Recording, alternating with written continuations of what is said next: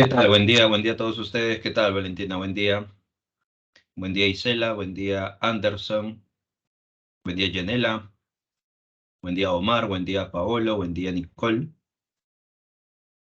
Bien, vamos a empezar entonces con la clase de hoy.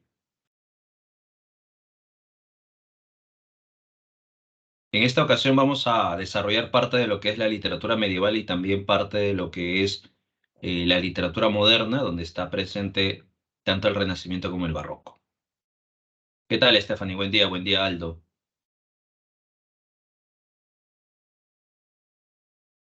¿Qué tal, Kareli? Buen día. Bien, entonces empezamos. Vamos a desarrollar parte de lo que es la literatura medieval, tanto el Renacimiento y el Barroco. Recuerda que ahí está presente también la Edad de Oro, en el caso español. Así que comenzamos.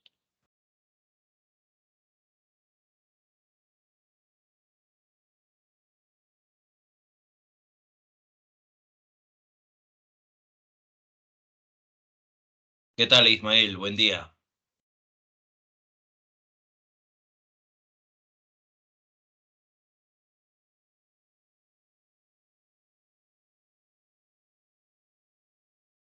A ver, empezamos con la literatura medieval. Recordemos que al hablar de la literatura medieval comprende desde el siglo V al siglo XV, ¿no? Esta producción literaria se caracteriza por tener una visión teocéntrica.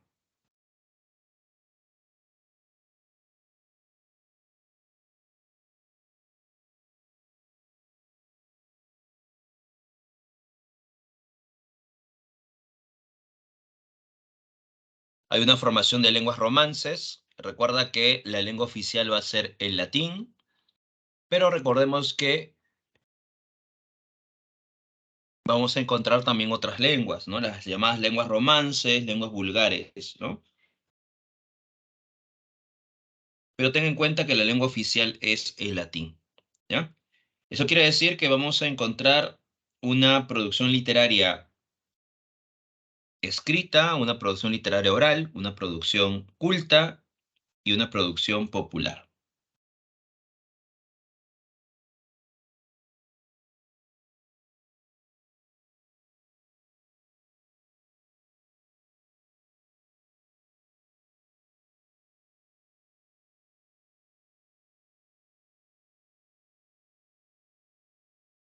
Bien, en este periodo también está en el surgimiento de los llamados cantares de gesta.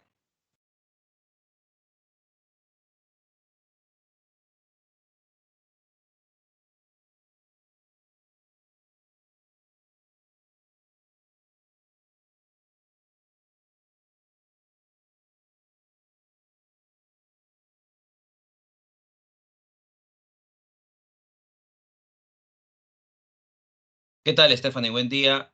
Buen día, José. Buen día, David. Por acá nos pregunta Stephanie, profesora, ¿a qué se refiere a los cantares de gesta? El cantar de gesta es una composición oral donde se narra las grandes hazañas de un héroe nacional. El claro ejemplo del cantar de gesta va a ser el mío Cid. Ahorita vamos a hablar del mío Cid.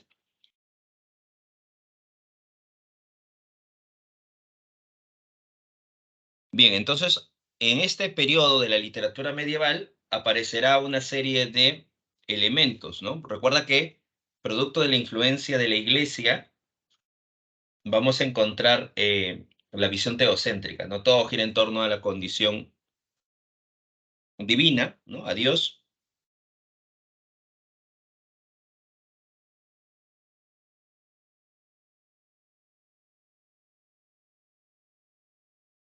Y van a surgir también los cantares de gesta. Los cantares de gesta, recuerda que son estas composiciones que buscan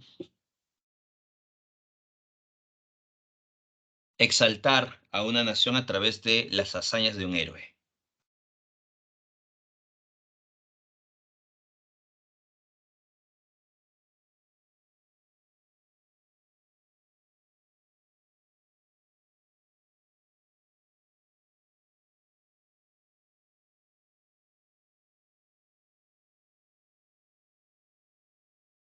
Vamos a encontrar también dentro de la literatura medieval ya en la época del siglo XIV, los primeros brotes del humanismo.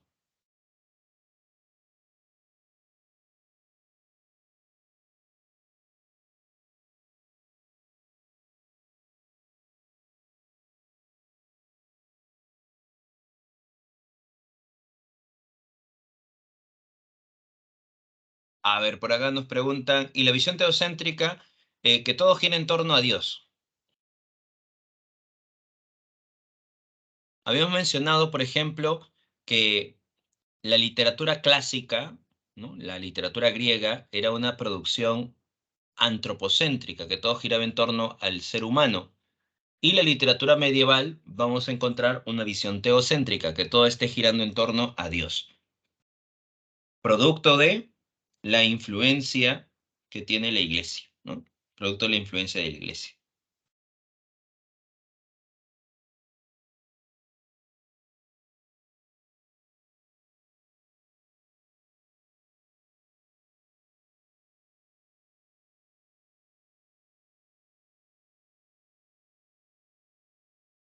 Entonces, de la literatura medieval vamos a observar estas producciones que van a desarrollarse, ¿no? Los cantares de gesta, van a aparecer también los llamados trovadores y juglares. Recuerda, los juglares son aquellos que componen los cantares de gesta, los que divulgan al pueblo los cantares de gesta.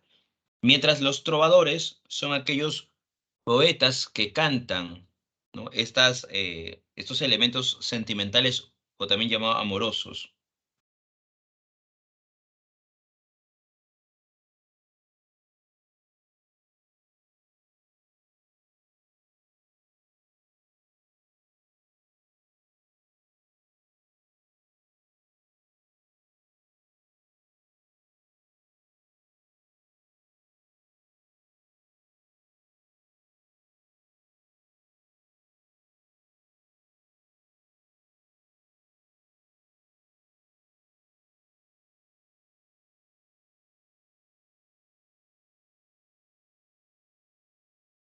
Los cantares de gesta son relatos heroicos en verso que reflejan el afán de los pueblos por crearse una identidad nacional a través de el símbolo de un héroe.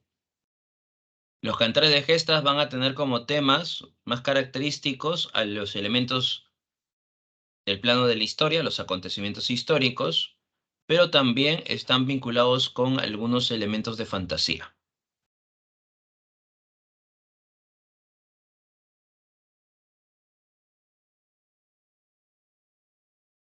La producción literaria, el cantar de gesta, va a estar difundida a través de la oralidad, ¿no?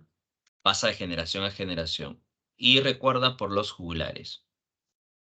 Tiene una base histórica el cantar de gesta y es considerado más realista que una epopeya, porque el cantar de gesta utiliza acontecimientos históricos o también personajes históricos, ¿no?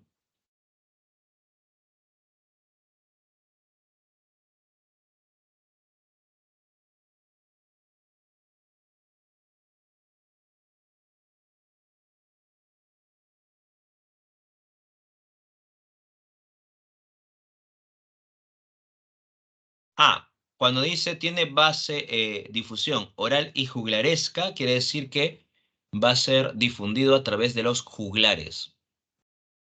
La noción de juglaresca es la difusión de los juglares. Ujú. Y mítico,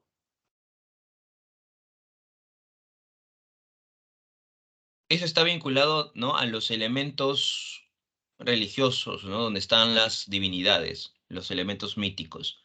En el cantar de gesta tiende a no tener elementos míticos.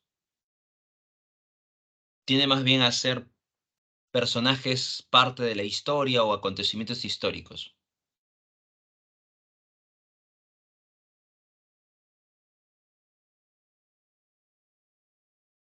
Por acá, a ver, Amílcar nos dice, profesor, en la literatura medieval está la Divina Comedia y el Mío Cid, o se separan. El Mío Cid, al igual que la Divina Comedia, son dos obras fundamentales de la literatura medieval. Ujú.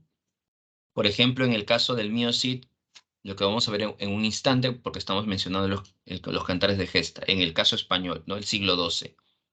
Mientras que la Divina Comedia va a ser una obra del siglo XIV, en el llamado Trecento, ¿no? El Trecento italiano.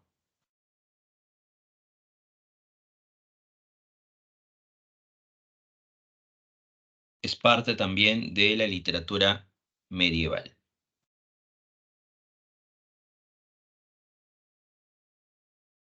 Bien, entonces el cantar de gesta se representa a un héroe que tiene una cierta sabiduría, ¿no? Fuerza, ¿no? Y simboliza una nación. Por eso que el cantar de gesta recuerda, a través del héroe, las hazañas de este héroe se representa a una nación.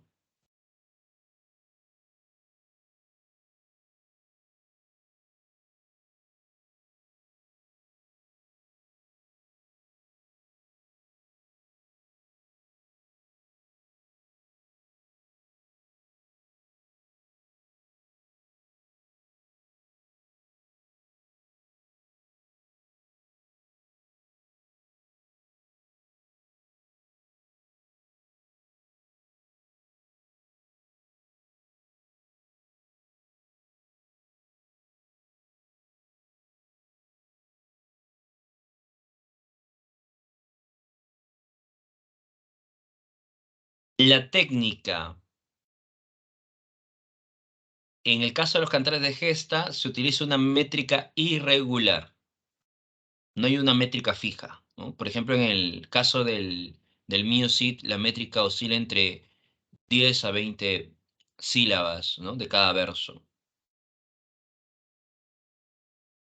A ver, otra pregunta por aquí. La Divina Comedia está en el prospecto, en el último prospecto de examen de admisión, el que se tomó el octubre, si no me equivoco, ¿no?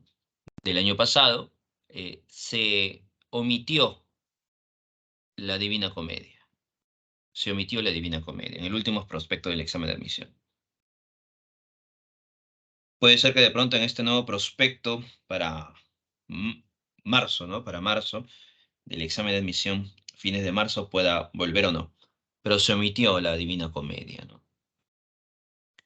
Y por acá nos menciona, profesor, los trovadores son poetas que cantan poemas sentimentales. Sí, los trovadores, ellos van a estar vinculados a la lírica y está vinculado a los elementos sentimentales.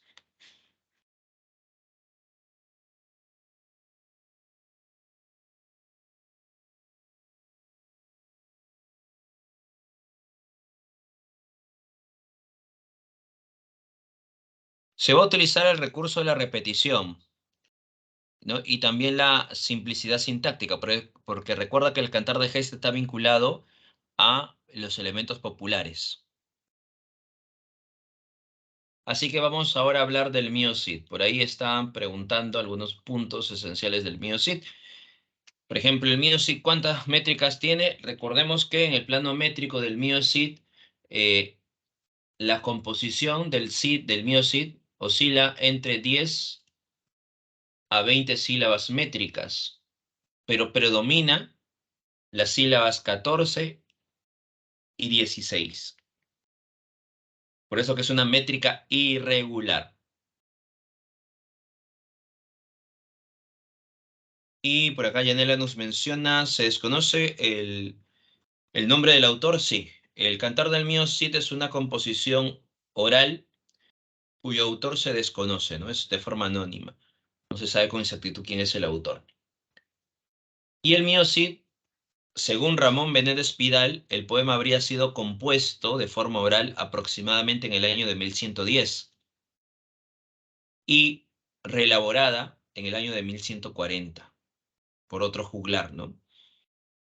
El poema habría sido llevado a la escritura por el copista medieval Per Abad en el año de 1307. Antes se creía que Per Abad era el autor del Mio Cid, pero solamente se descubrió que es un simple copista, ¿no? Aquel que llevó de la oralidad a la escritura.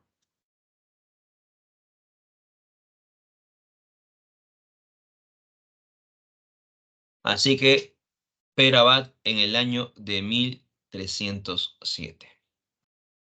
¿Hay referencias socioculturales dentro de la obra? Sí.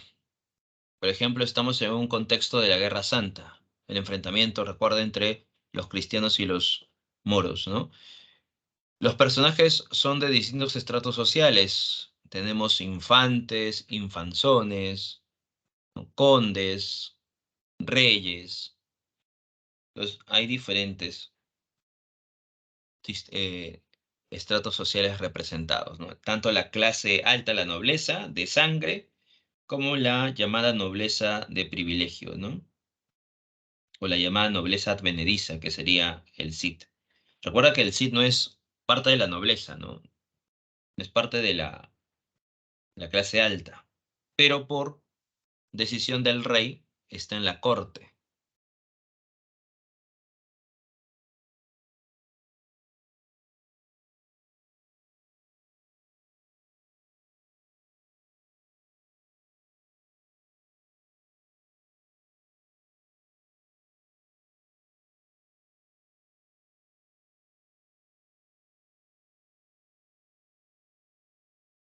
Exacto, Jonathan. El conflicto entre la nobleza linajuda, o la nobleza de linaje, y la nobleza advenediza, que va a ser un tema dentro de la obra del Mío Cid, ¿no? O un subtema, ¿no? Dentro del Mío Cid. Y eso se ve representado en el Cid y el enfrentamiento de los infantes de Carrión o a García Ordóñez.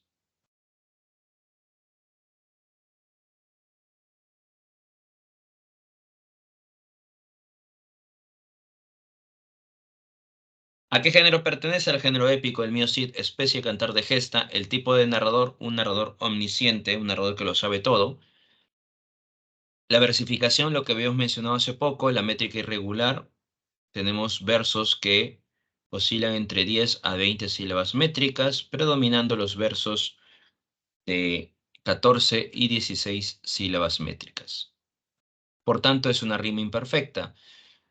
La división, la obra está dividida en tres cantares: el cantar del destierro, el cantar de las bodas de las hijas del Cid, y el tercer cantar, la afrenta de Corpes.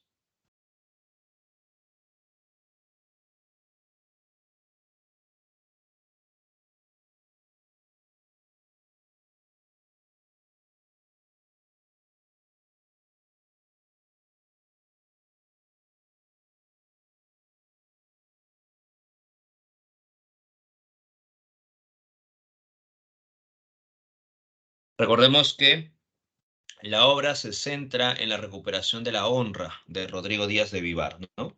Todo gira en torno a esa temática, por eso que es el tema central. Y también vamos a encontrar subtemas, ¿no? Como el conflicto que se había mencionado ahí, Jonathan, el conflicto entre la nobleza linajuda y la advenediza, el ascenso social por mérito de la guerra, ¿no? El amor a la familia, ¿no?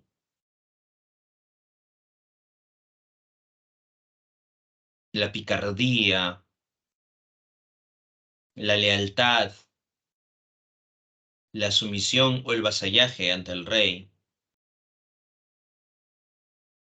son algunos subtemas que se pueden encontrar dentro de la obra.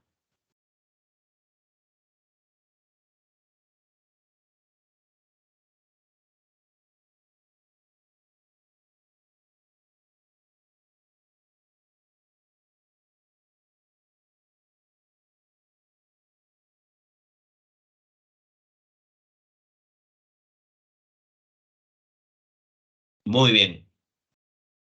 Con relación a la historia del Mio Cid, bueno, ustedes ya conocen la historia del Mio Cid, ¿no? Lo habrán leído por ahí, lo habrán escuchado, ¿no?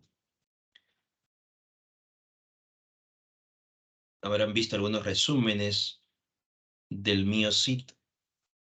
Recuerda que esta obra está dividida en tres partes, ¿no? Y nos habla cómo de pronto Rodrigo Díaz de Vivar, más conocido como el Cid Campeador, va a ser desterrado de Castilla. ¿Y por qué? Por una calumnia de García Ordóñez. Efectivamente, ¿no? La calumnia de García Ordóñez.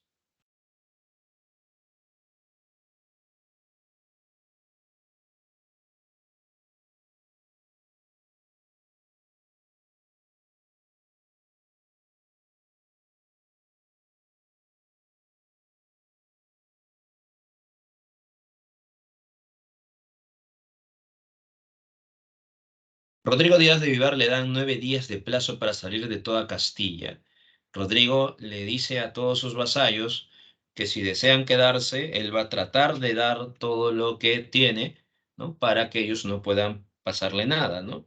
Ya que el único que ha sido desterrado es el propio Rodrigo, ¿no?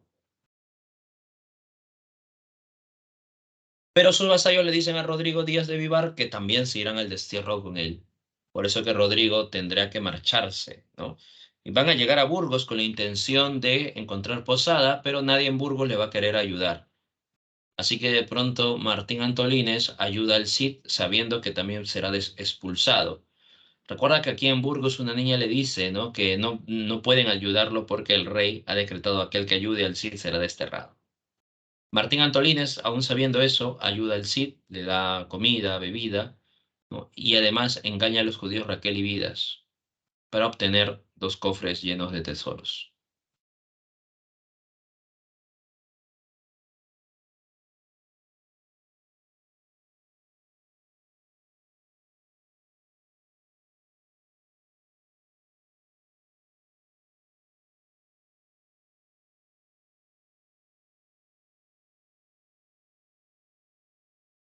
Junto a Martín Antolínez y los demás se retiran. Recuerda que Rodrigo va a dejar a su familia en buen recaudo.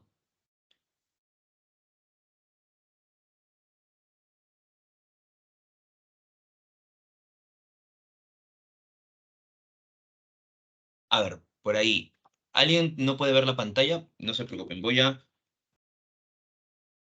ver, a compartir una vez más. Ya, ahora sí. Espero que ahora sí, ¿no? Para los que no podían ver, por ahí me han escrito en interno. Ahora sí, se puede ver, ¿no? Normal. Para los que no veían, los que no veían. Sí, por interno me estaban diciendo, profe, no puedo ver la pantalla. A ver, ya he vuelto a compartir la pantalla.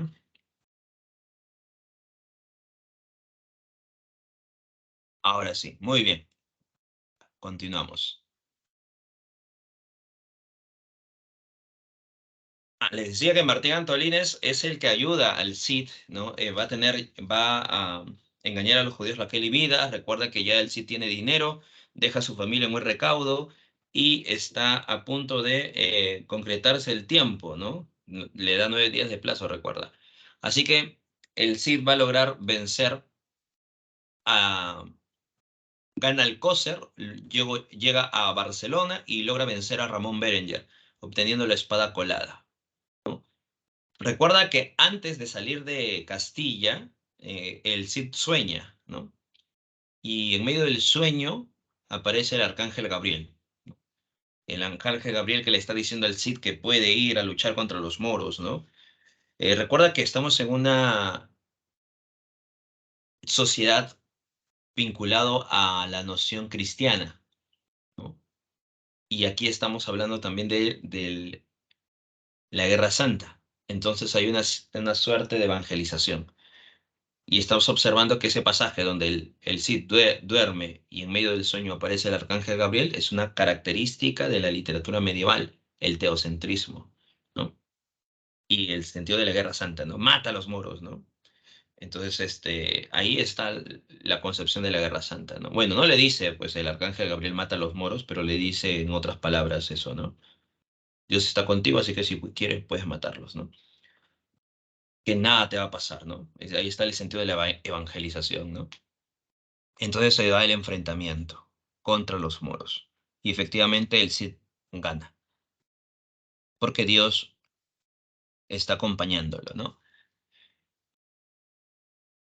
Y ahí estamos observando esos elementos teocéntricos, ¿ves?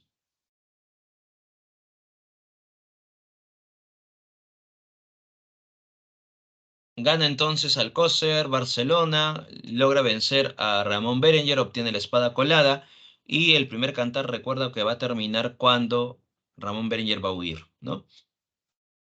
Esos son los sucesos más representativos, ¿no? En el mío Cid, en la primera parte. En la segunda, que es las bodas de las hijas del Cid, Rodrigo ha llegado a Valencia, ha conquistado Valencia después de unos años. Recuerda que ya Rodrigo ha mandado una dádiva al Cid. El primer cantar termina cuando Ramón Berenguer huye. Ahí termina el primer cantar. ¿Por qué huye Ramón Berenguer? Sucede que cuando el Cid logra atrapar a todos los de Barcelona, Ramón Berenguer no desea comer. O sea, es un prisionero, pero no desea comer, ¿no? Y como él no come, tampoco sus vasallos comen. Pasan los días y él como hace una especie de huelga de hambre, ¿no? No quiere comer. Y el Cid se compadece, no solamente de él, sino de sus vasallos, porque le siguen al conde de Barcelona. Y por eso que le hace un trato. Si tú comes, voy a liberarte, ¿no? Porque si comía Ramón Berenguer, también comía sus vasallos. Y el Cid no quería, pues, que mueran varias personas, ¿no? Por causa de Ramón Berenguer. Y hace un trato, ¿no? Liberaré a uno de tus vasallos, tú también serás liberado con tal que comas, ¿no? Aliméntate. Ramón Berenguer no quiere, pero más adelante hace caso, ¿no? Y entonces come y todos sus vasallos comían, ¿no? Ah, eso era, lo que pasa es que Ramón Berenguer es un personaje soberbio, ¿no? Y es un personaje que ha sido vencido por Rodrigo Díaz de Vivar, ¿no? O sea, es un moro que ha sido vencido por un cristiano. Y por eso que producto de su soberbia, producto también de su forma de ser, entonces se sentía humillado, ¿no? Se sentía humillado al estar como prisionero y que se le estén dando comida, ¿no? Entonces, bajo eso, por acá José nos dice, está haciendo su berrinche. Claro, hacía su berrinche, su protesta, ¿no? Para que de pronto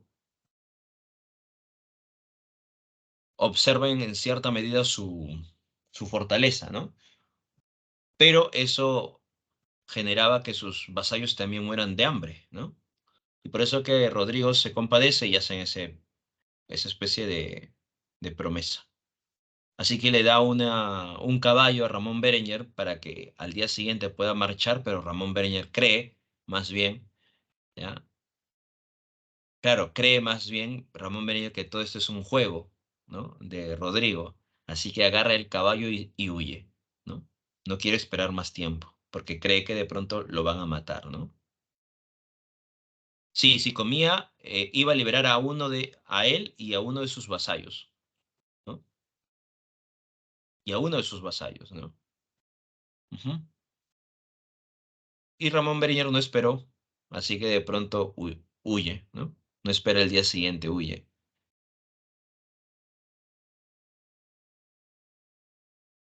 En este primer cantar se ha llevado una dádiva al rey de España. Las dádivas son regalos.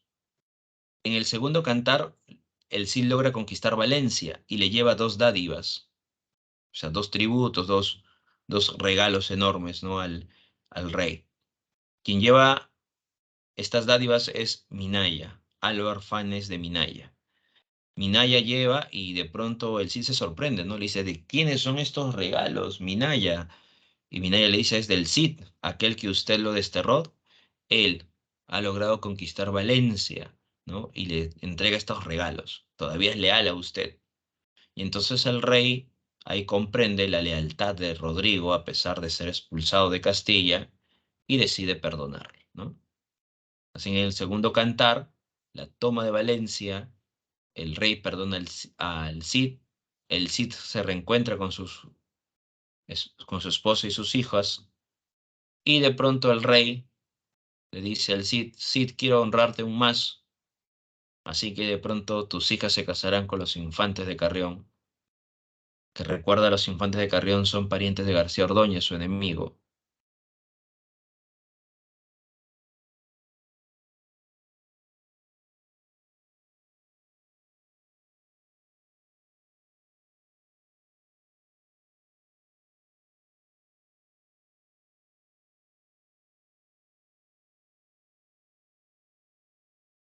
Así que de pronto se da la ceremonia, ¿no?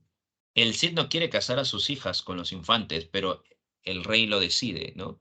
Y por ello, al final, el rey casa a los infantes con Elvira y Sol, ¿no? Se da la celebración con una especie de 14, 15 días de celebración, ¿no? Así finaliza la segunda parte con la celebración de las bodas de las hijas del Cid.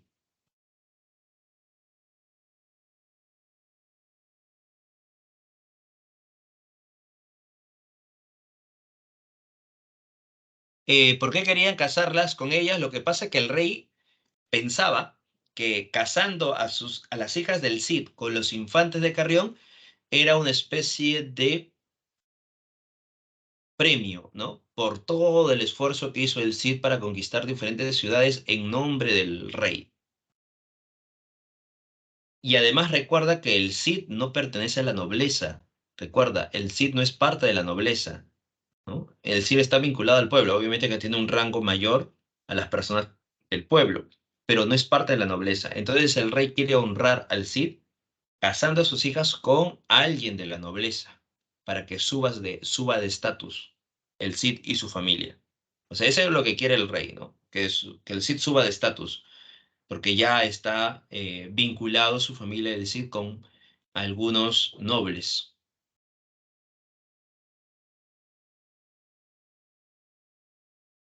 y va a subir de estatus, ¿no?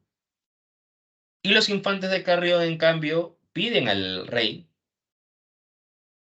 que los case con las hijas del Cid. ¿Por qué? Porque los infantes de Carrión desean no solamente las tierras del Cid, sino también el prestigio del Cid. Claro, es un matrimonio arreglado. Ujú.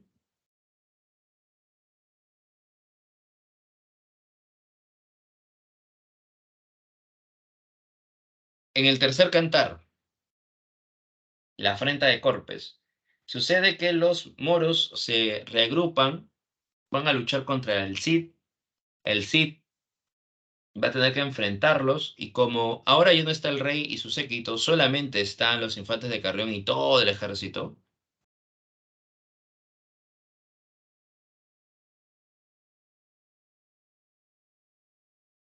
Claro, los infantes de Carrión desean, mira, los infantes de Carrión son cobardes, los infantes de Carrión, ¿no?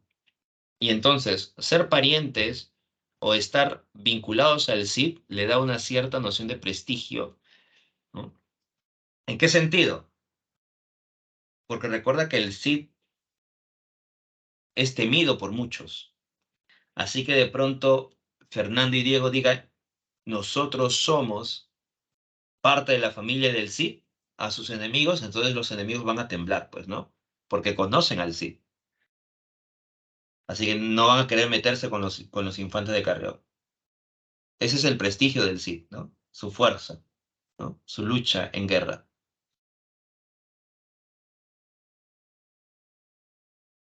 Porque los infantes de Carrión ven al Cid y ven a Elvira y Sol como sus inferiores.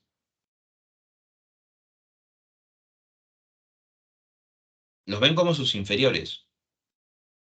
Solamente está casándose por la noción del prestigio y también las riquezas del Cid. Bien, entonces en la afrenta de Corpes vamos a encontrar que aparece el rey Búcar, se enfrenta con el Cid logra vencerlo y obtiene la espada Tizón. El Cid logra obtener esta espada y como los infantes han luchado, el Cid regala estas dos espadas a los infantes. Recuerda aquí también el pasaje del león en una jaula, ¿no? El león sale de la jaula y los infantes corren desesperadamente, gritan, ¿no? Al ver que el león está fuera de su jaula, ¿no? Ahí te das cuenta de la cobardía de los infantes, ¿no? Y todos se sorprenden, ¿no? El Cid va frente al león, ¿no? Le mira fijamente, le agarra de la melena y lo mete en una jaula.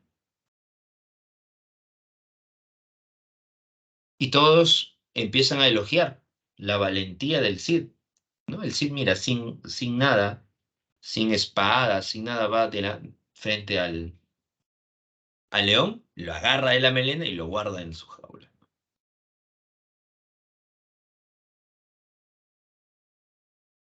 Y todos empiezan a murmurar la cobardía de los infantes de Carrión, ¿no? Así que de pronto los infantes se sienten humillados, deciden vengarse del Cid a través de las hijas, o sea, a través de sus esposas. Van a retornar a Carrión con sus esposas, el Cid no puede hacer nada, y en este momento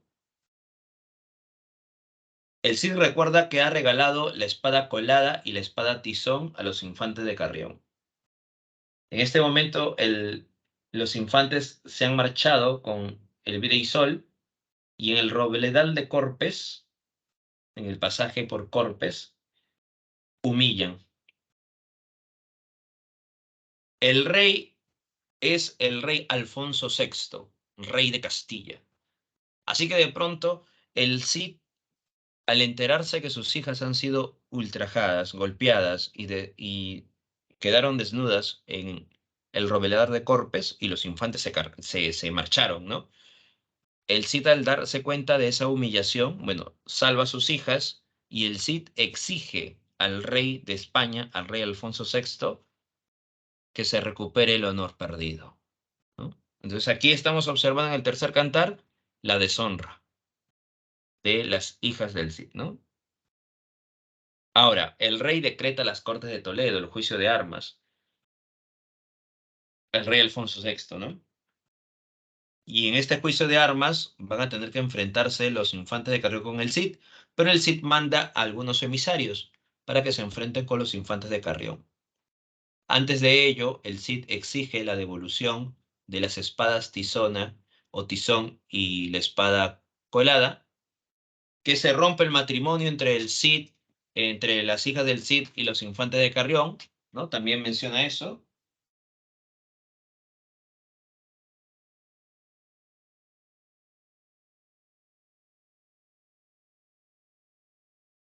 Y también pide que se le devuelva la dote. La dote es como un conjunto de dinero, ¿no? Que le entrega el padre de la novia a la familia del novio, ¿no? O al novio, la dote. Entonces, él sí exige eso, que se entregue la dote, que se rompa el matrimonio entre Elvira y Sol y Fernando y Diego, y que a su vez se devuelva la espada colada y tizón. Y eso es lo que el rey hace, ¿no? Todos los que están en este lugar, en la corte de Toledo, aceptan.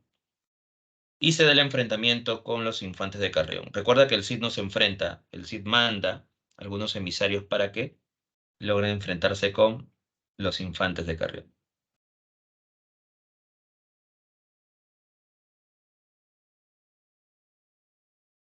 Tras la victoria, aparecerán los infantes de Navarra y Aragón y pedirán las manos de las hijas del Cid, restituyéndose el honor perdido.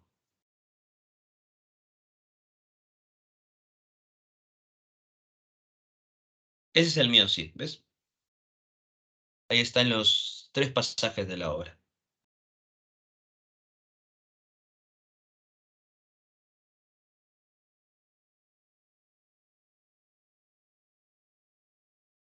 Los infantes de Navarra y Aragón van a ser, o sea, estas dos familias van a ser los futuros reyes de España, ¿no? Los infantes de Navarra y Aragón. Son dos casas muy importantes que recuerden, esas casas de ahí van a salir los reyes, ¿no? Más adelante, de esas casas, ¿no? De los de Navarra y Aragón. Ahora, por ahí preguntaron, profesor, ¿por qué calumnió García Ordóñez al Cid, ¿no? Por ahí había una pregunta que estaba eh, esperando para respuesta. Sucede que García Ordóñez se enoja con el Cid porque el Cid lo humilla, ¿no? Cuando el Cid va a recoger las pares reales en Granada, en Sevilla, perdón, y Córdoba, se observa un enfrentamiento entre el rey de Sevilla con el rey de Granada, que eran reyes moros. Y los condes leoneses, entre ellos García Ordóñez, estaba apoyando a un rey moro, o sea, al rey de Granada. Se da el enfrentamiento, Rodrigo logra vencerlos, ¿no? Y humilla a García Ordóñez, meciéndole la barba, ¿no? Pero García Ordóñez retorna a Castilla y le dice al rey Alfonso VI, tu súbdito te está robando. Tu súbdito está robándote los tributos que le mandas a recoger. Y esa es una calumnia porque el Cid no había robado nada. Y el rey le cree. Por eso que el rey decreta 9 días de plazo para que el Cid pueda salir de Castilla.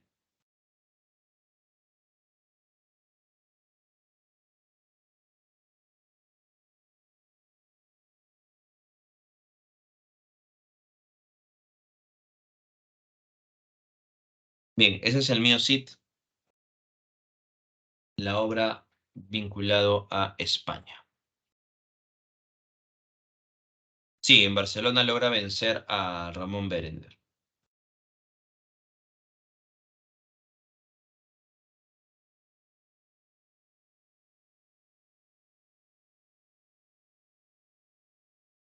Luego de la época medieval aparece la literatura del Renacimiento y del Barroco, ¿no?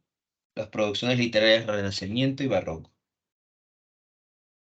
Bien, en el Renacimiento vamos a encontrar que se desarrolla en Italia, Florencia, siglo XV, máximo esplendor, siglo XVI.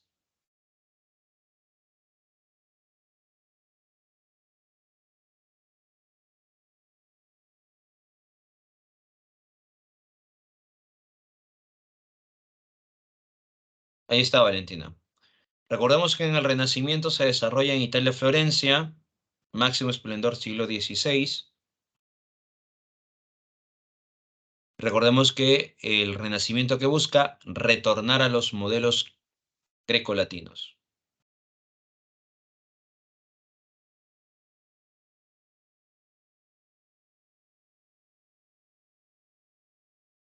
Así que en los autores de el Renacimiento van a retornar a los modelos clásicos, ¿no? Aquí vamos a encontrar como base fundamental del Renacimiento el humanismo. Vuelve la visión antropocéntrica.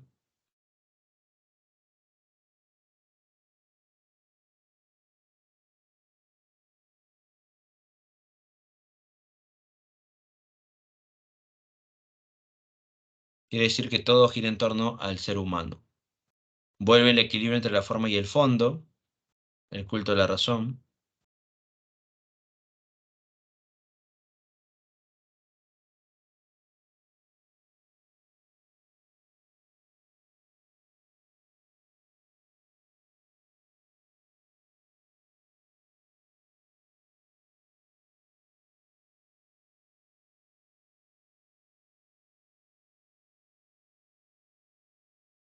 En el siglo XVII se desarrolla el barroco.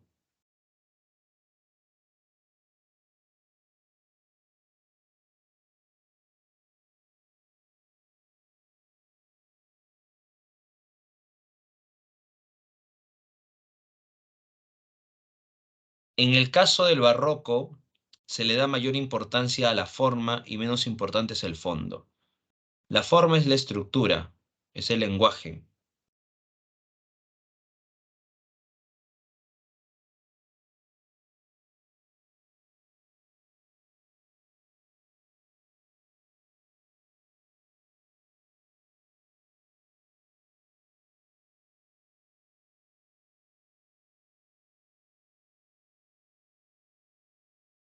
Entonces recuerda, la forma, la estructura, ¿no? Los componentes que se desarrollan, ¿no? O que el autor utiliza para construir una historia, ¿no? Para construir una obra. Y el fondo es el mensaje, el tema, el contenido de la obra. Entonces, en el barroco, mayor importancia no va a ser el fondo, mayor importancia va a tener la forma, la estructura, el lenguaje. Y por eso que en el barroco vamos a encontrar obras que son muy complejas o complicadas de poder leer.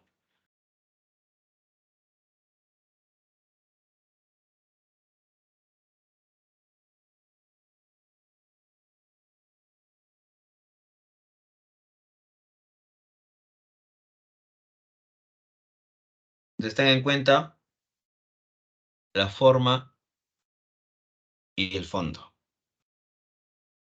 dentro de la literatura del Renacimiento y del Barroco, ¿no? Ahora, estas dos manifestaciones, Renacimiento y Barroco, en España se le denomina Edad de Oro, ¿no? Porque la época de esplendor en España, Edad de Oro.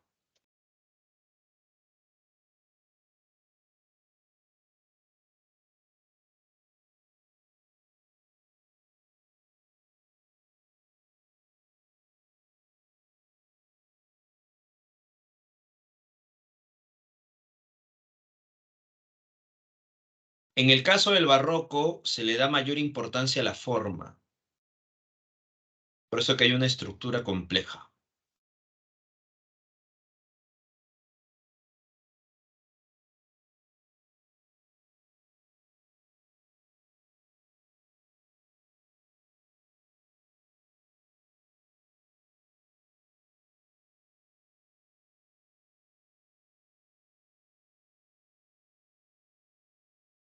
Tanto el Renacimiento y Barroco van a nutrir a William Shakespeare, ¿no? Es el creador de arquetipos o caracteres humanos. Recuerda que William Shakespeare ha logrado mostrar los componentes humanos en su producción literaria.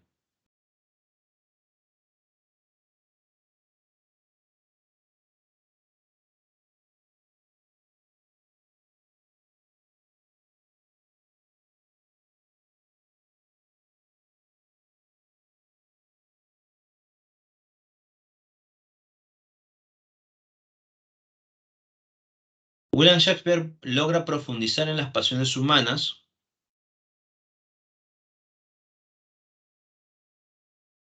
por eso que ahí está la visión antropocéntrica también en William Shakespeare, ¿no?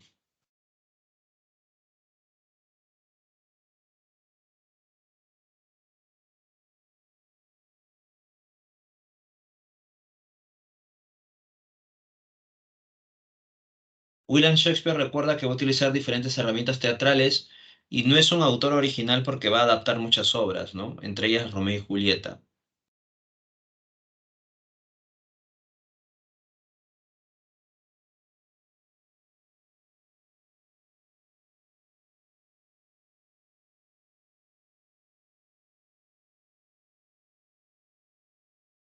William Shakespeare va a utilizar personajes y estos personajes van a representar algún arquetipo o van a representar alguna cualidad humana. Por ejemplo, Romeo y Julieta representan a la pasión juvenil.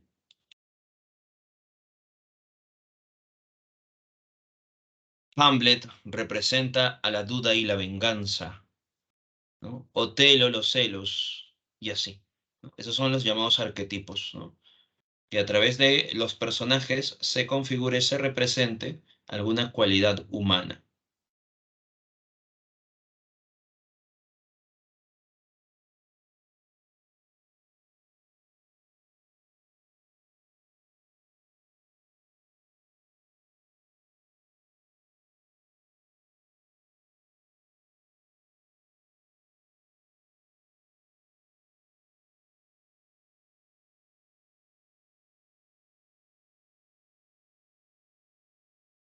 En el caso de Romeo y Julieta,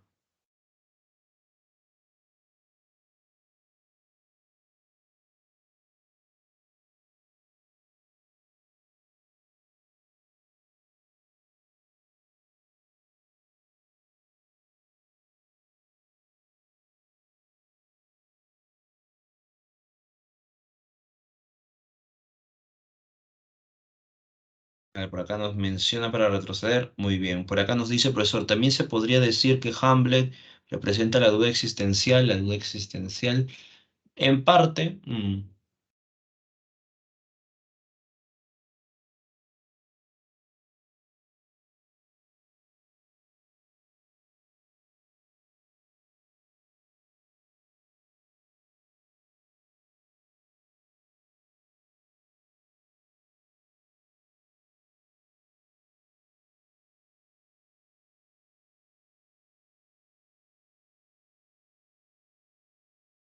bien, ahora sí.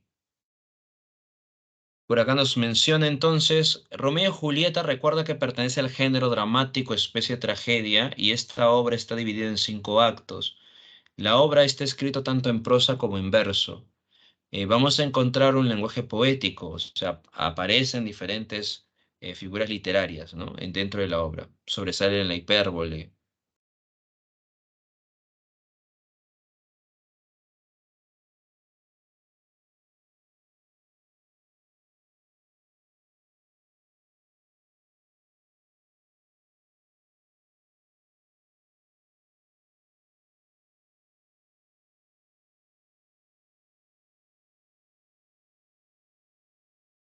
Recuerda que los escenarios están vinculados en Verona y Mantua, pero el escenario principal es Verona. Hay una pugna entre el odio y el amor, al final triunfa el amor. Recordemos también que esta obra está dividida en 5 actos y a partir del tercer acto ya se genera.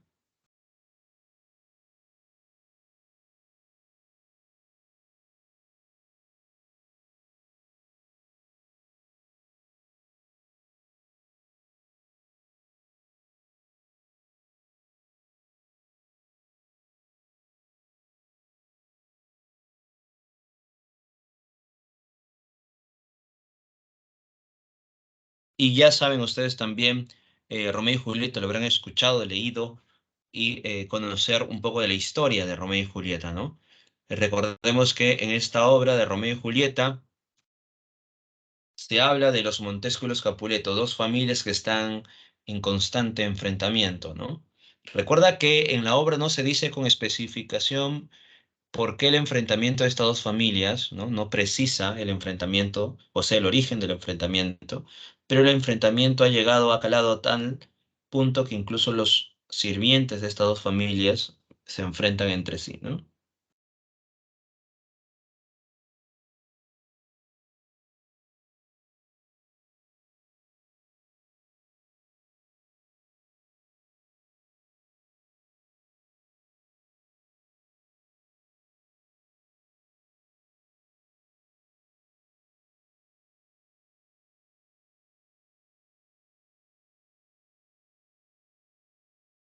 La obra empieza cuando los criados de los Montesco y los Capuleto están enfrentándose verbalmente hasta que aparece Benvolio, primo de Romeo, y Teobaldo, primo de Julieta. Y empiezan a discutir, vienen más Montesco, más Capuleto, y es por ello que el príncipe de Verona, el príncipe Scala, ¿no? O Scalus, advierte, a partir de ese momento está prohibido.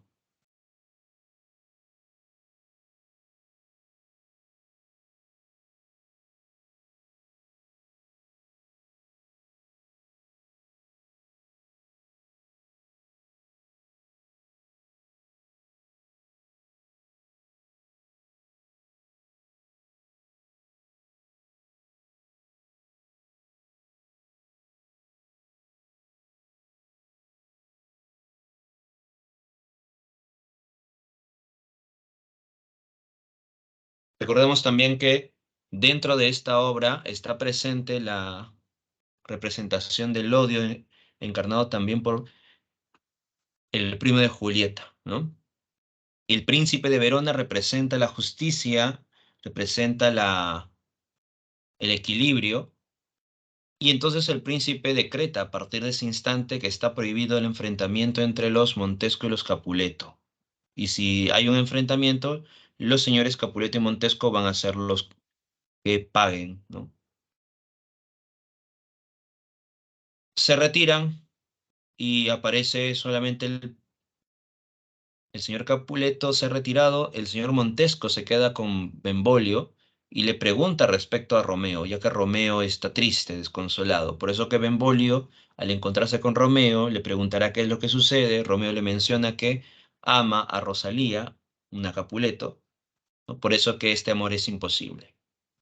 Mientras tanto, el conde Paris, junto con el señor Capuleto, están conversando. El conde Paris quiere la mano de Julieta y va a haber una reunión, una fiesta en su casa, en la casa de los Capuleto, para la decisión final. Romeo asiste a la fiesta junto con Mercucio, el mejor amigo, y Benvolio, ¿no? En la fiesta conoce a Julieta, le da un beso, coquetean, y de pronto, al marcharse, Romeo se da cuenta que a quien ha amado en ese instante es a Julieta, ¿no? Y Julieta también se da cuenta que ha amado a un Montesco.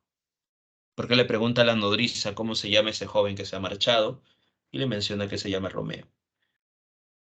En la fiesta también ha sucedido algo. Teobaldo, el primo de Julieta, se ha dado cuenta que Romeo está en su casa, por eso que le ha dicho a su tío para que le dé permiso y expulsar a Romeo, pero su tío le ha dicho que no. Por eso que Teobaldo está furioso, ¿no? Y va a querer vengarse en algún momento de Romeo. En el segundo acto, Romeo escucha los lamentos de Julieta en el balcón. Romeo sale del balcón, con Julieta hablan, ¿no? Y juran casarse. Por eso que Romeo, al día siguiente, irá donde Fray Lorenzo a pedirle que los case.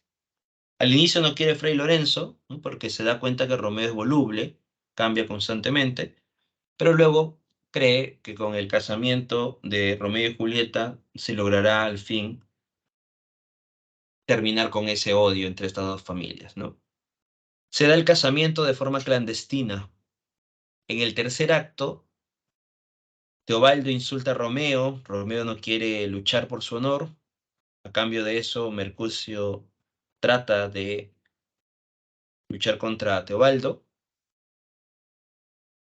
y es aquí donde Romeo se pone en medio, ¿no? Con la intención de que no sigan los acontecimientos, pero Teobaldo mata a Mercucio de forma intencional, y es ahí que Romeo tendrá que matar a Teobaldo.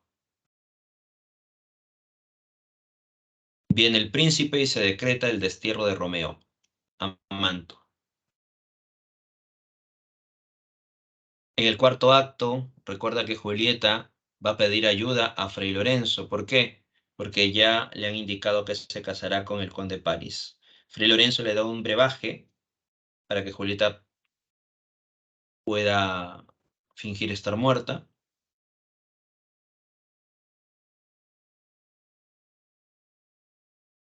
Y por ello, que Fray Lorenzo anuncia el entierro de Julieta. En el quinto acto, Romeo, a través de Baltasar, descubre.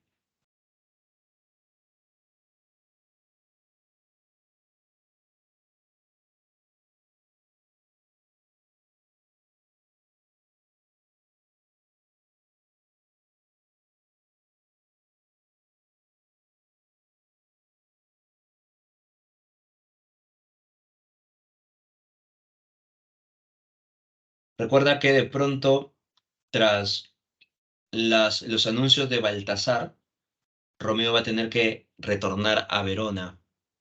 A pesar, recuerda que Romeo estaba prohibido por el destierro, pero a Romeo ya no le interesa nada de eso, ¿no? Quien debería de haber llegado donde Romeo era Fray Juan, entregando la nota que había escrito Fray Lorenzo, pero no llegó.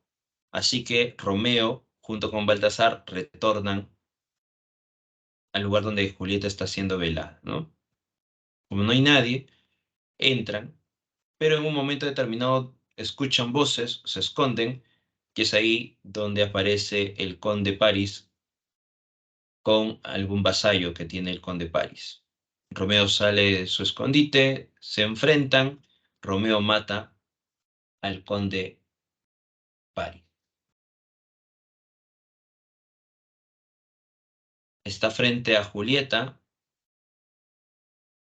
Fray Lorenzo ha conocido la verdad, ¿no? Que no ha podido Romeo saber de su plan y por eso va corriendo a la cripta donde estaba enterrada Julieta, ¿no? O donde se le iba a enterrar a Julieta. Pero llega demasiado tarde porque ya Romeo se ha tomado veneno, Julieta despierta y llora, ¿no? Fray Lorenzo le dice para huir, para salir de este lugar porque ya vienen los guardias. No lo mata de la nada al conde París, sino que de pronto Romeo y el conde París discuten. El conde París le acusa a Romeo que por culpa de él, de matar al primo de Julieta, Teobaldo, Julieta haya muerto de pronto deprimida, ¿no? Y Romeo le acusa al conde París que por culpa de él, Julieta ha tenido que, ¿no? Suicidarse o morir producto de exigirle casarse contigo, ¿no? Entonces, los dos tienen una, de pronto, miran al otro como el culpable de la muerte de Julieta, ¿no?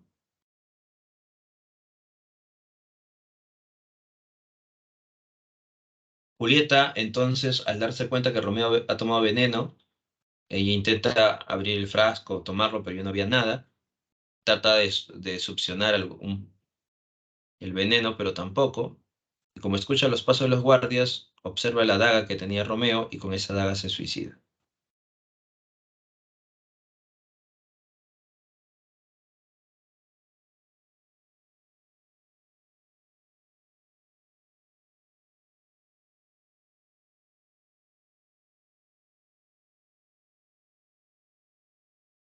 Entonces, tras la muerte de Romeo, o el suicidio de Romeo y el suicidio de Julieta, aparece el príncipe de Verona exhortando a las dos familias para que puedan al fin reconciliarse.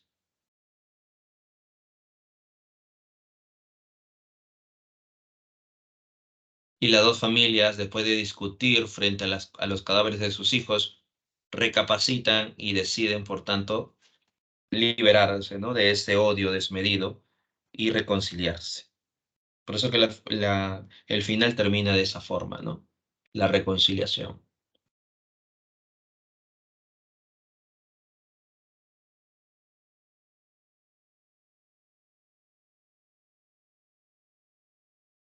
A ver, vamos a resolver algunas preguntas, ¿ya? Sí, eran los únicos hijos que tenía el señor Capuleto y el señor Montesco, ¿no? Por eso que va a ser una desgracia para ellos.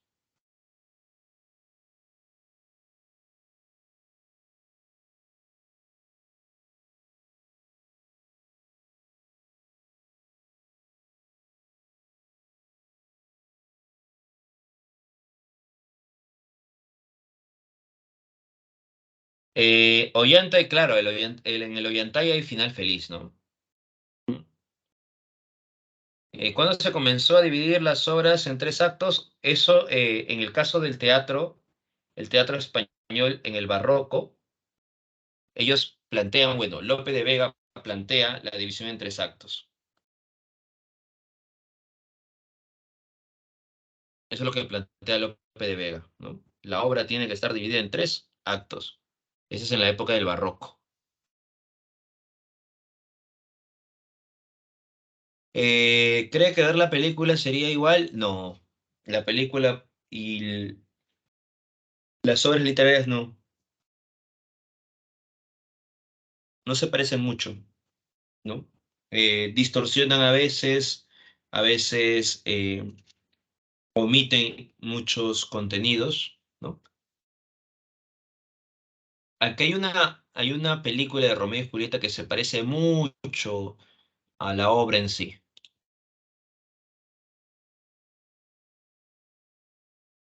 Es una película de los años 90 por ahí, creo.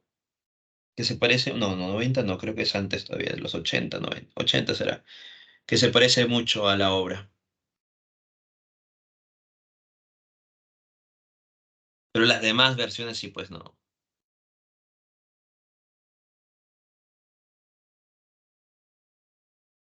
No recuerdo ahorita el año en sí de Romeo y Julieta,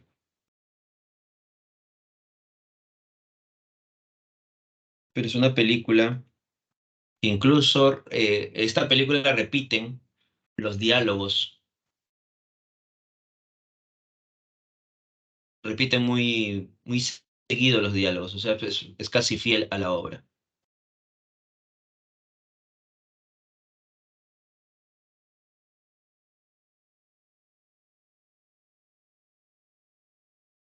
Ah, es del año de 1968. Ah, ya.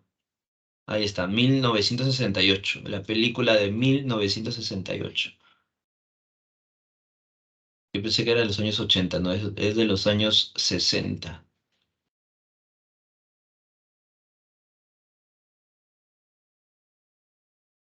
A ver, por acá, ¿qué han puesto ahí?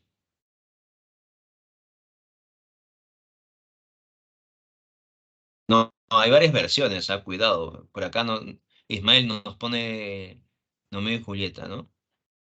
Hay diferentes versiones. Hay una versión portuguesa o una versión de Brasil incluso también, ¿no? Que es una comedia basada en Romeo y Julieta. Es una película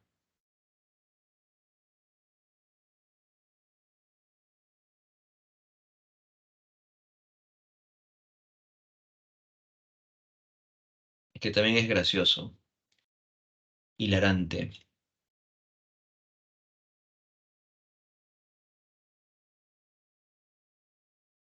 Que en vez de dos familias, son o sea, no son los Capuleto y los Montescos, sino son de dos hinchas, ¿no? Creo que son de Santos y de ¿qué otro equipo de fútbol? No recuerdo. Bien, pero son dos, el Palmeiras, ahí está, contra los de Santos, algo así. Un poco extraña la película brasileña.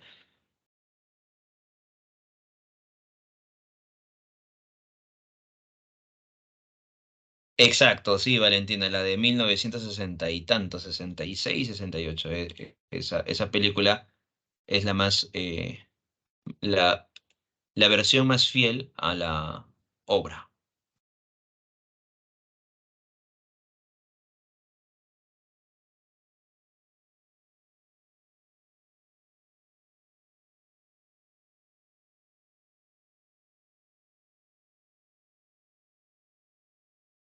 Claro, el audiolibro también puede ser, pero dependiendo de qué audiolibro, porque hay algunos audiolibros ya que son adaptaciones. Por ejemplo, mi novela favorita, hay algunas adaptaciones que tampoco no van a la realidad de la obra, ¿no? O distorsionan un poquito.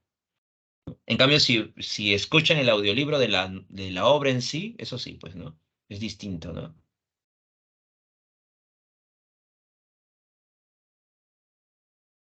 El Renacimiento y el Barroco son dos manifestaciones distintas. El Renacimiento se desarrolla en el siglo XV, pero su máximo esplendor siglo XVI, y el Barroco en el siglo XVII. El Barroco en el siglo XVII.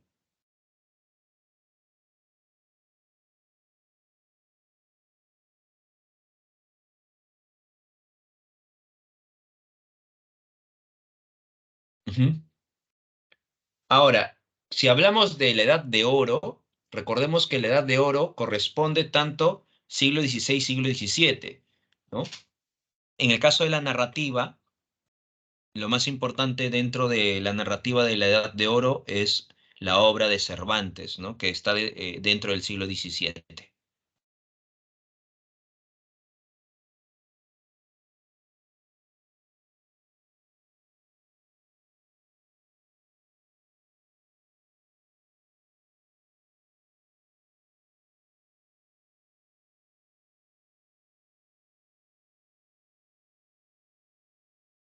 Sí, recordemos, cuando hablamos de Edad de Oro, estamos hablando de la literatura española, ¿no? Sucede que en España va a ser una época de esplendor y por eso que, producto de esta época de esplendor, se va a desarrollar grandes autores en el siglo XVI y en el siglo XVII. Por eso se le llama a España Edad de Oro, a la época del Renacimiento y el Barroco.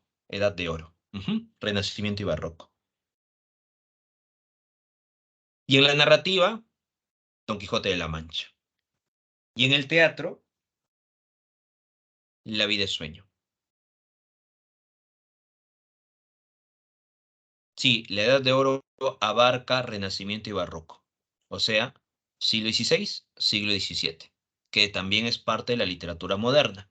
Por eso que recordemos que la clase de hoy está vinculada justamente a eso, ¿no? Está vinculado a la literatura medieval y parte de la literatura moderna. Por eso que hemos hablado primero sobre William Shakespeare, porque él sintetiza un poco las dos vertientes, Renacimiento y Barroco, ¿no? A través de sus obras, y ahora estamos mencionando la literatura española, porque la literatura española también muestra elementos del Renacimiento y del Barroco, ¿no? Por ejemplo, aquí el teatro del Barroco español, La vida es sueño.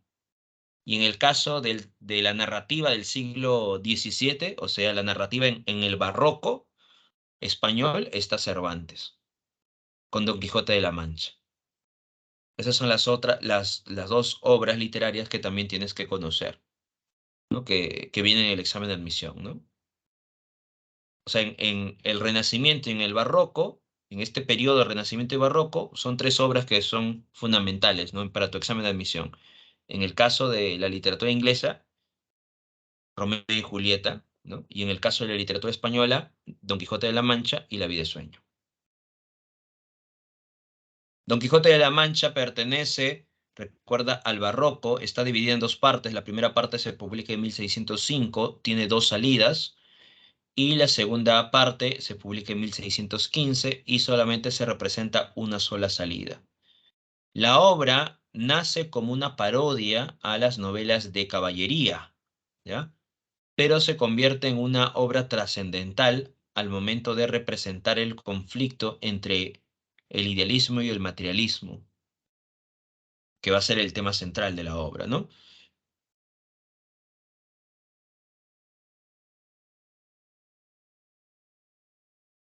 El personaje central va a leer novelas de caballería, pierde la razón y se convierte en un caballero andante, Don Quijote de la Mancha. Así que Alonso Quijano, después de leer novelas de caballería, se convierte en Don Quijote de la Mancha, ¿no? Así que saldrá en aventuras, pero se da cuenta que no ha sido armado caballero, así que su primera gran aventura será ser armado caballero por un noble. En realidad va a ser un dueño de una venta, y siendo armado caballero buscará las grandes aventuras que él había leído en una serie de novelas, ¿no? Va a suceder de una serie de situaciones muy graciosas a Don Quijote, hasta que de pronto retorna a su finca, ¿no? Porque va a ser molido a palos por los mercaderes. La segunda salida de Don Quijote ya no va a salir solo, ahora lo acompaña Sancho Panza, que va a representar al materialismo, Don Quijote al idealismo, ¿no? Don Quijote le promete a Sancho Panza una ínsula, así que salen en aventuras, y la primera aventura de ambos van a ser los molinos de viento. Don Quijote ve gigantes, Sancho ve molinos. Por eso que Don Quijote se molesta con Sancho porque cree que está siendo o está teniendo miedo, y por eso que le está hablando de esa forma. Y Don Quijote le dice, bueno, Sancho, si tienes miedo no me acompañes, yo lucharé contra los gigantes, ¿no? Y es por eso que Don Quijote sale volando por las aspas de molino. Y ahí vamos a encontrar, a partir de la presencia de Sancho Panza, una serie de aventuras donde se representa la realidad y la ficción, el ser y el parecer, y el contraste que se presenta en estos dos personajes, ¿no? En la tercera salida, que sería la segunda parte de la historia, Don Quijote y Sancho van a salir en busca de un autor. Sucede que Sansón Carrasco le ha dicho a Don Quijote y Sancho, que son famosos, que se ha publicado una novela sobre sus aventuras. Pero a Don Quijote no le ha gustado mucho algunos pasajes de esa novela, por eso que deciden marcharse, ¿no? Y en medio de esta búsqueda van a encontrarse también con diferentes aventuras, entre ellos Don Quijote se enfrentará al Caballero de los Espejos, que es el propio Sansón Carrasco, que quiere vencerlo para que Don Quijote pueda retornar derrotado y recobrar la razón.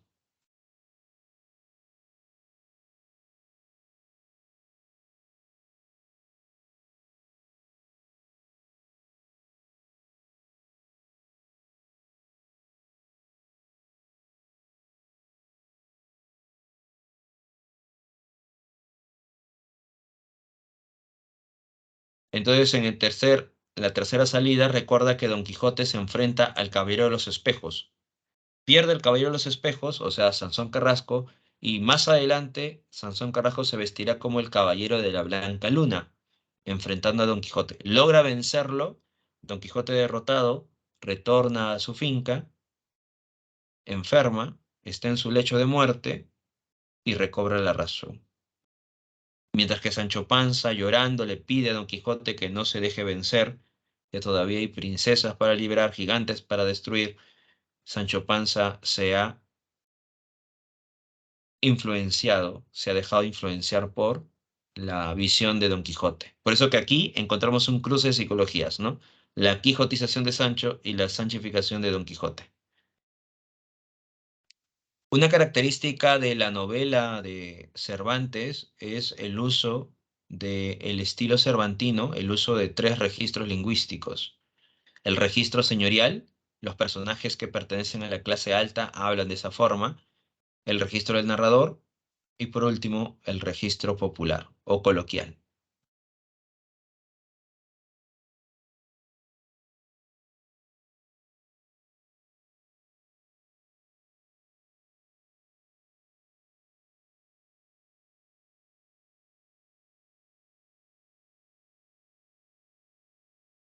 Ahí está entonces la obra Don Quijote de la Mancha, ¿no? Son tres registros lingüísticos. El registro señorial, donde se desarrolla un lenguaje pulcro, un lenguaje erudito, ¿no? Un lenguaje vinculado a la aristocracia, a la clase alta, ¿no? El lenguaje señorial. Tenemos el lenguaje del narrador, ¿no? Un lenguaje neutro, o sea, ni tan elevado ni tan popular, ¿no? El registro del narrador y el registro coloquial. Los personajes de bajos recursos o los personajes que pertenecen a esta clase social, a la clase baja, van a hablar coloquialmente. Sancho Panza, por ejemplo, habla coloquialmente, ¿no? Don Quijote, que es un hidalgo, habla de forma señorial.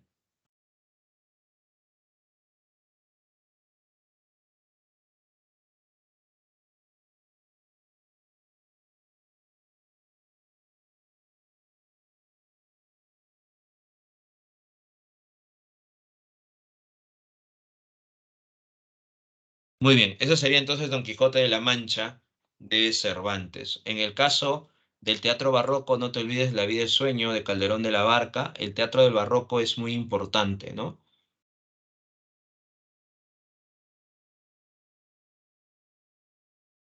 El teatro del barroco, recordemos, está desarrollado a través de estos lineamientos, ¿no? La obra tiene que estar dividida en tres actos: la presencia del gracioso, el uso del contraste, ¿ya? La vida es sueño, no te olvides, el límite difuso entre la realidad y la ficción o el sueño, ¿no? Que es el tema central de la obra.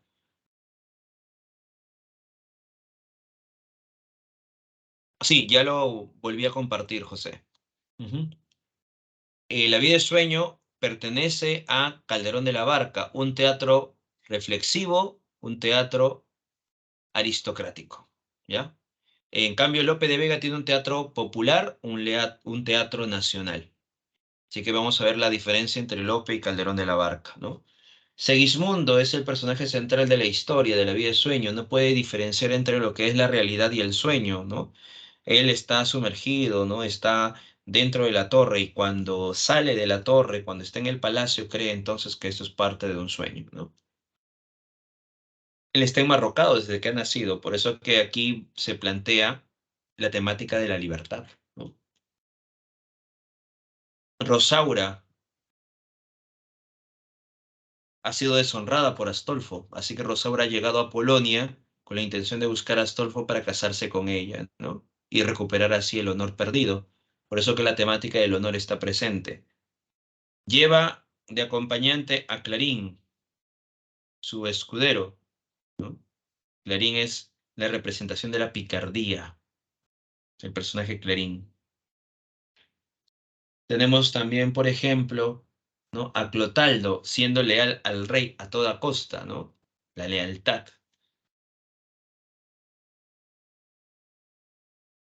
El que cuida, recuerda, Clotaldo cuida a Segismundo, ¿no? Es leal al rey Basilio.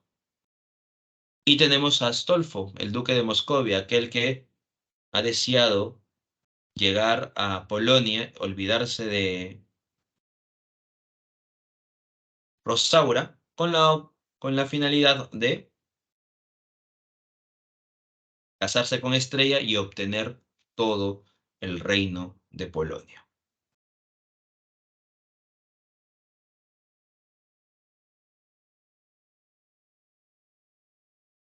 Astolfo la ambición. Basilio cree que su hijo será un rey déspota y lo va a humillar, por eso que ha encerrado a Segismundo desde muy pequeño, pero su conciencia le está atormentando, así que ya siendo joven Segismundo lo va a liberar para ver si efectivamente Segismundo o no es el gran culpable producto de esta predestinación, ¿no?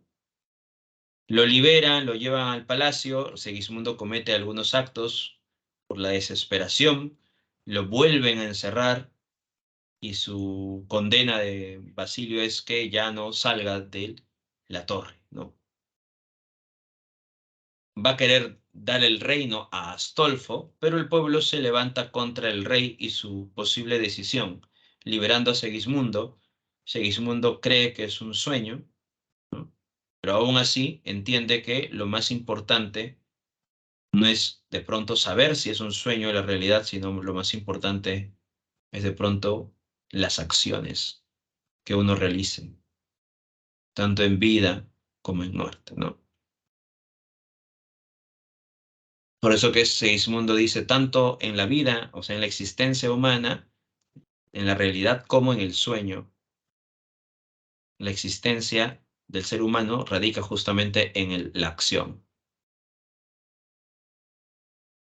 Y por eso que Segismundo decide obrar bien, por si de pronto está soñando, no despertar, obrando bien. Y si está despierto, estas acciones le traerán beneficio también. Sí, Segismundo va a ser encerrado en una torre por un presagio, ¿no? Porque Basilio, a través de la astrología, ¿no? Se da cuenta que su hijo iba a ser un rey déspota, o sea, Segismundo iba a ser un rey déspota y lo iba a humillar, ¿no? Por eso es que de pronto Basilio encierra a Segismundo, ¿no? Por ese presagio, ¿no? Ya a través, ese vaticinio a través de la astrología. Ujú.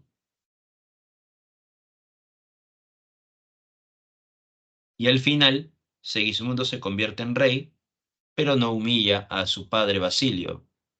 Más bien, le dice para que puedan gobernar juntos, ¿no? Y Segismundo obra bien.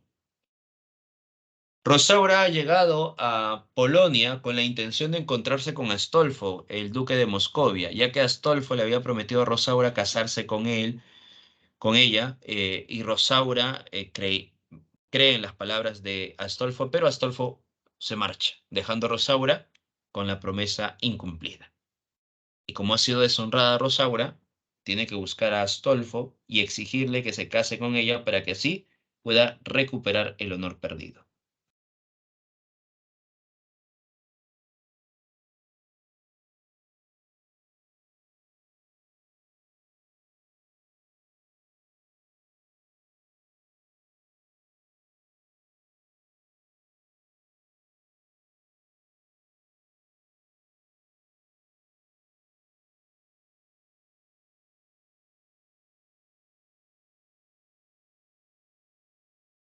Muy bien, esa sería entonces la vida de sueño, ¿no? Al final Segismundo obra bien, perdona a Clotaldo, a su padre no lo humilla y a Rosaura y Astolfo le exige a Astolfo para que se case con Rosaura y pueda recuperar el honor perdido.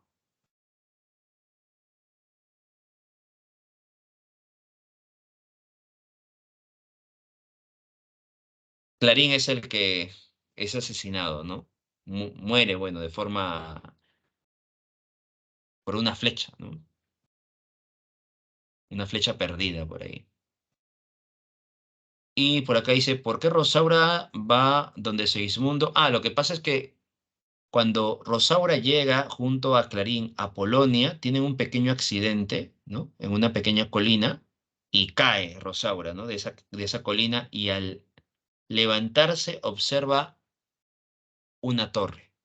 En esa torre Segismundo estaba encerrado y nadie podía pasar esa torre, ¿no? Nadie podía entrar a la torre. Pero como Rosaura no era de Polonia, no sabía de pronto esa prohibición, así que Rosaura y Clarín entran a la torre y ahí conocen a Segismundo. Por eso que lo atrapan a Rosaura y a Clarín, que estaba vestido de caballero, y lo manda a ejecutar, ¿no? Porque era la decisión del rey. Pero antes de ejecutarlo, Rosaura saca una espada y Clotaldo se da cuenta que esa espada le pertenecía a él. Y es ahí que se da cuenta que iba a ejecutar a su hijo, ¿no? Por eso que va a pedir clemencia al rey Basilio.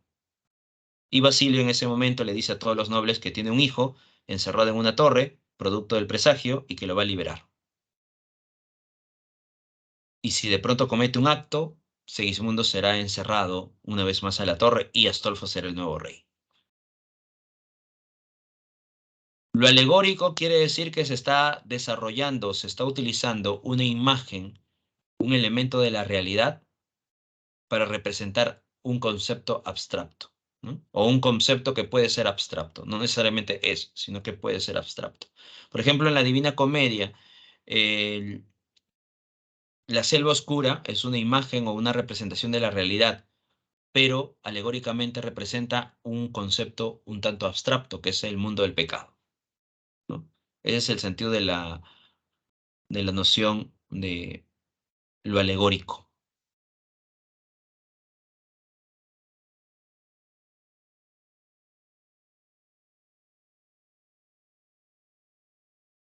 Pregunta número uno.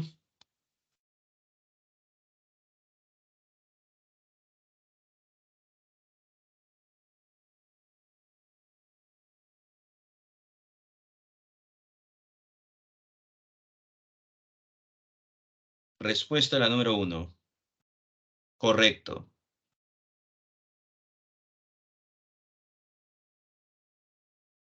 Durante la Edad Media, el latín, considerado como la lengua culta, se empleó al componer obras religiosas y filosóficas, ¿no?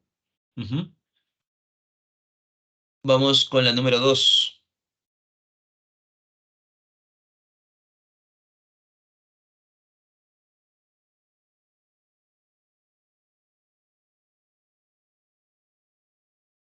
Claro, en la número dos estamos observando el destierro, ¿no? Cuando dice, ya veis qué preciso es el separarnos en vida, ¿no? Destierro. Sí, Astolfo se va a casar con Rosaura y así se recupera el honor perdido y Segismundo se casará con Estrella. Pregunta número tres. Aquí estamos observando, de familia ilustre somos los infantes de Carrión y no nos pertenecían hijas de simple infanzón. Ellos son de la nobleza por linaje y aquí la nobleza advenediza. Entonces un conflicto entre estos dos. La E. Cuatro.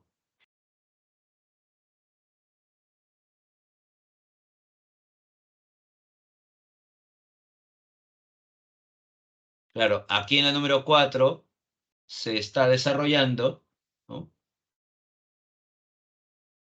Teobaldo, recuerda, es furioso Teobaldo, ¿no? Y Teobaldo quiere sangre, ¿no? Así que la rivalidad instaurada entre dos nobles familias que viven en Verona, los Capuleto y los Montesco. Pregunta 5.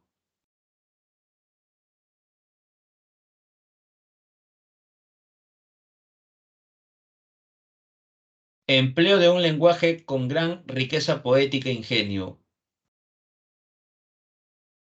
¿Qué sostiene este citado fragmento? Hay un lenguaje poético, uso de metáforas. Correcto. Uso de metáforas.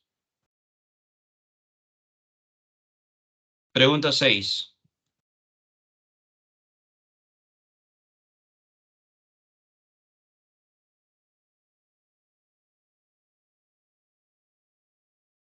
Emplea contrastes de conceptos antinómicos, sí. Recuerda, el contraste es sí o sí, ¿no? Las figuras literarias son empleadas. para conseguir una expresión más clara. Estamos hablando del barroco. El barroco complejiza, no busca enclarecer. Postula que el destino del ser humano es alcanzar el paraíso tras la muerte. No tiene nada que ver con la visión del barroco. ¿Presenta un estilo en el cual se sobresale el retorcimiento y complejidad? Sí. La respuesta es la A. Y con esta última pregunta nos vamos. Pregunta 7.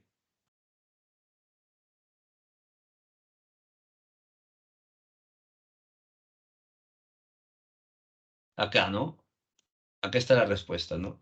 Deténgase vuestra merced, señor Don Quijote, y advierta que estos que derriba, destroza y mata no son verdaderos moros, sino unas figurillas de pasta. Don Quijote creía que estaba luchando contra los moros, pero en realidad no. Son como títeres, algo así, ¿no? Hay un distorsionamiento entre la realidad y la ficción, ¿no? El contraste. La 7 la C. Bien, hasta aquí nos quedamos entonces. Nos vemos hasta la siguiente clase. Cuídense. Buen día para todos ustedes y también buen inicio de semana.